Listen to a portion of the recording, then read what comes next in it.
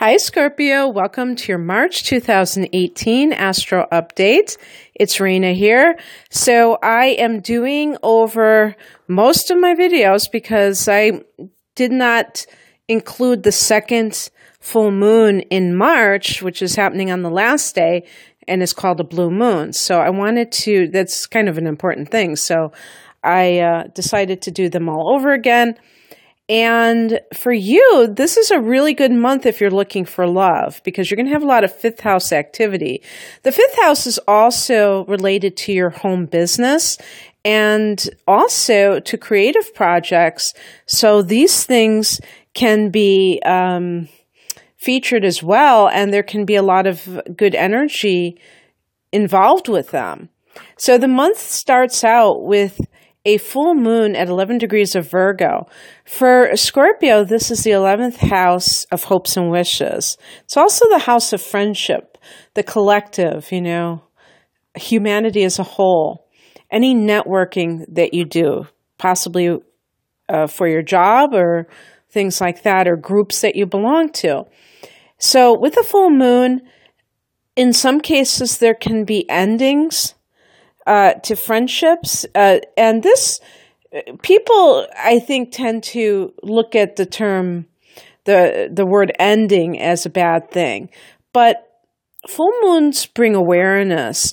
And for you, Scorpio, you may realize that a friend or even a group of friends, your social circle, just isn't cutting it anymore for some reason, and that you've grown apart from them. Maybe you realize that they don't really have your back, or maybe this is one person, and there's like this, there could be an incident that arises that makes you go, I guess this person really doesn't respect me as much as I thought that they did, or something along those lines. Or it's possible that you will just find out something about one of your friends that is kind of a revelation or just some news about them. The 11th house is the house of hopes and wishes, so maybe you will realize one of the dreams that you've been having.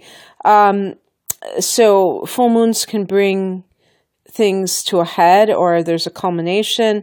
So you may have, you may complete a long-term goal at this time. On the 6th of the month, we have both Mercury and Venus going into Aries. And for you, this is a practical sector. This is the 6th house of health, of the workplace, of your daily routine. Basically, if you're watching or actually listening to this in February going into March, this is going to be in that 5th house that I have been talking about. And the sun is going to, is there as the month begins also until the 20th. So you already have the sun there, but you also have Mercury and Venus going into the month of March in that 5th house. So you can feel romantic too, but you also may be lovey-dovey with somebody, communicating with someone, but also feeling those heartstrings get pulled or whatever, yanked. And so it's very romantic energy and creative energy. The sun is creative, Venus is artistic, and Mercury is very focused on something, possibly an artistic project or a significant other. But actually, I shouldn't use the term significant other because that's more of the 7th house. Once you have committed to somebody, this is like the first throes of love and passion. And so then Venus and Mercury go into the 6th house, and it's much more practical. It's all about diet. Mercury rules the 6th house, and Mercury is connected to diet, therefore. So you may be kind of thinking about your diet, but you're thinking of it in terms of how it makes you look. And an idea for a book just popped into my head that might be of interest for some of you, and it's called Eating for Beauty, which would be right up your alley at this time. And it's by, the author's name is David Wolfe, and that's with an E. So you might be interested. It's about how raw foods, and they're talking about fruits and vegetables, how they contribute to a person's physical appearance and, of course, the health as well. But it's actually a very interesting book.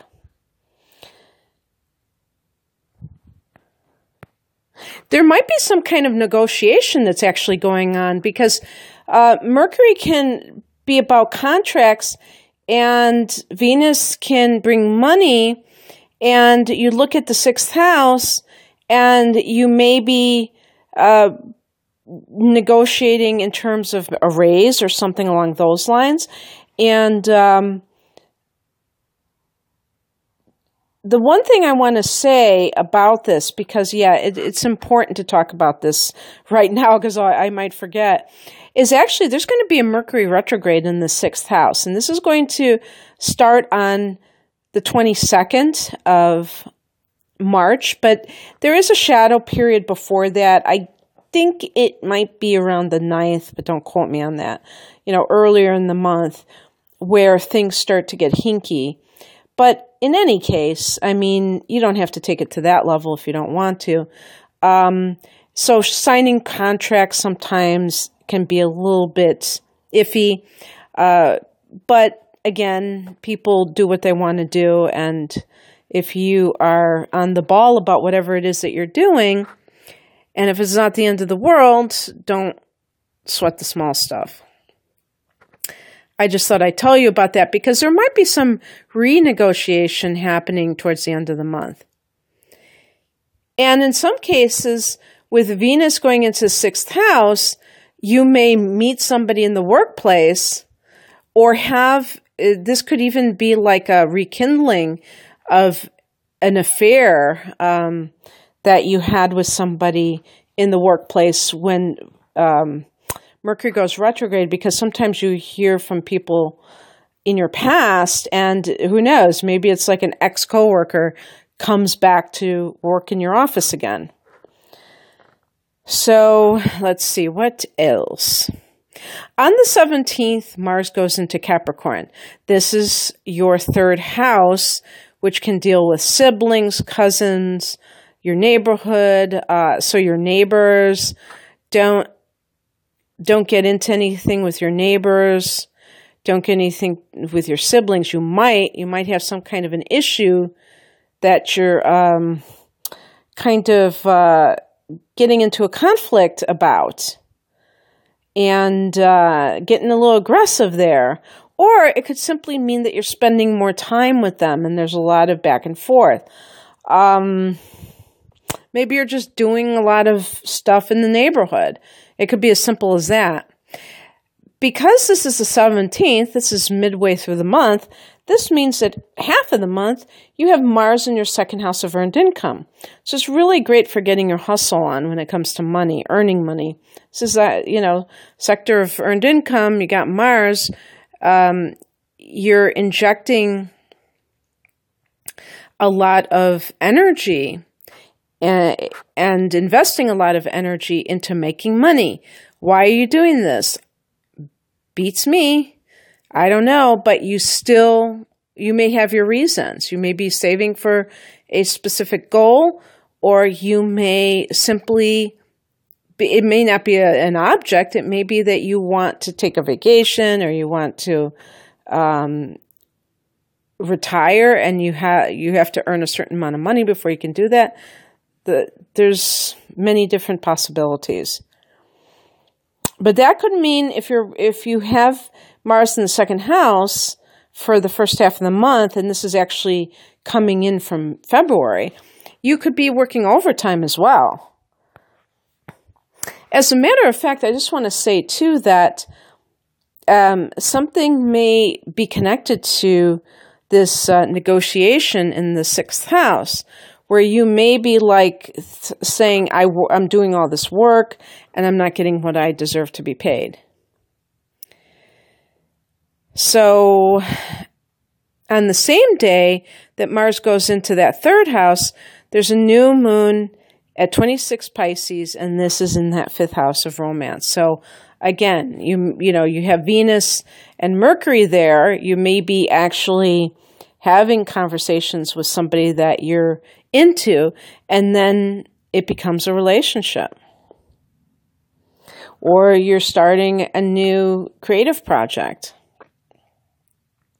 On the 31st, Venus goes into Taurus, which is your opposite house, Scorpio, and this is the house of marriage.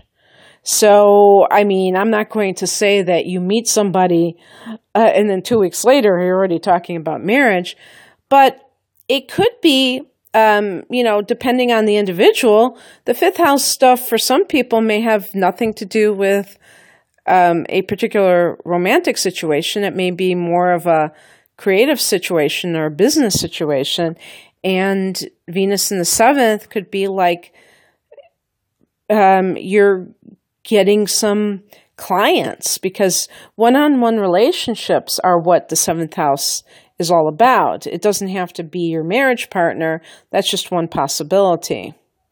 For some people, this is going to be a good time, if you are married, when Venus enters this sector, because there can be this harmonizing effect on a marriage. And if you have been estranged from a partner, possibly since early last November, you could be starting to warm up to this person, and things are getting back into the swing of things.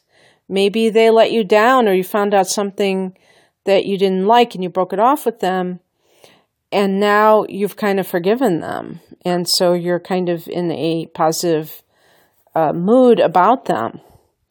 On the same day that this happens, there's a blue moon at 10 degrees Libra, and this is Scorpio's 12th house. So this is a very mystical blue moon for you. And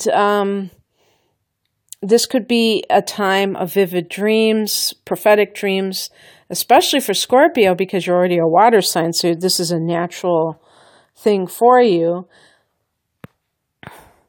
You may be able to let go of a bad habit that has been holding you back very easily. It may just like drop from you, which is kind of the best way to do something like that. But there may be like letting go something from your past that has been weighing you down, and you can go into the next month kind of with a sense of freedom. So that would be wonderful. Okay, Scorpio, I hope you enjoyed this. If you'd like a personal reading, please click on the link below. My website is RainaMoonAstrology.com. Have a great March. Bye.